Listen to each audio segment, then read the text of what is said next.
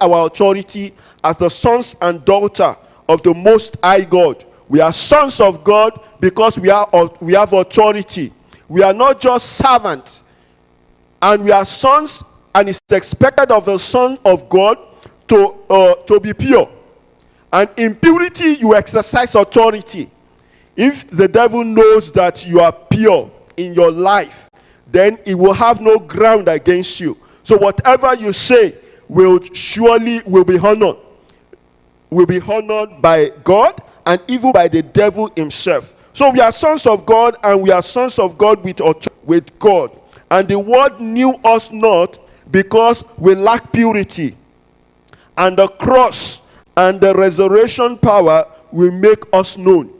So because, you see, the Bible says that by this shall all people know that we are sons and daughters of God. So, and in the world today, we cannot even differentiate between Christians and unbeliever and the world. Because of what? Because we have not purified ourselves. We have not consecrated ourselves. And to do that, we need the power of God to help us to be pure. God has given us his righteousness. And we are going to receive empowerment from God today to be pure and even remain pure. And that power will come from the power that actually rose Jesus, power that will make us known to the world. So tonight we are also going to pray for the revival of the resurrecting power of God in our life, in the church, and even in Nigeria, because we need God's power. We need this power to work in and among us. In verse 8, commit sin is of the devil. To commit sin is of the devil. So that power that is committing us to sin, submitting us to sin, that doesn't want us to be pure. We are going to address some of these powers from the beginning. The Bible says from the beginning the devil has been sinning. So there are some powers in our beginning that is causing us to sin easily. That is not making us powers of the beginning that is troubling our today. Everything that you know, anything you know, or anything that you don't know, that is your purified life, affecting you to live a life that is wholly consecrated to God. We are going to address them in today's prayer. We are going to address them in our families. We are going to address them even in our nation, in our churches. There are some foundational issues, even in our churches, that needed the touch of God. Even as in Nigeria, we all know that the foundation, the beginning of Nigeria is affecting today of Nigeria.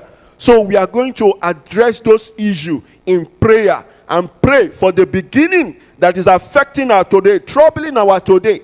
Because from the beginning, the devil has been sinning, and it continues. And it is only the power of God that can break the chain of sin in our life. In verse 12, we are going to pray against the impurity of Cain. Cain was a murderer.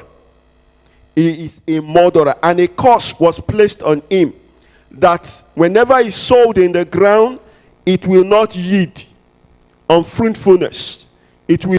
These curses that has been placed on Cain is also operating in our individual life. We need to break those curses for our family lines, even for this nation, Nigeria.